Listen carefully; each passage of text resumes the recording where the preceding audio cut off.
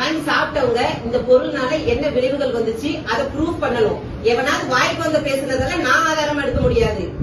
எனக்கு 1000 எதிரி இருப்பான், அவன் வாய்ப்பு வந்ததெல்லாம் பேசிட்டு இருப்பான், அதெல்லாம் நான் ஆதாரமா எங்க வீட்டுல வந்துட்டு இப்படி சவுண்ட் ரைஸ் பேசினா எங்க வீட்டுல வந்து என்ன பேசுறாங்க உட்காருங்க. என்ன பண்றீங்க?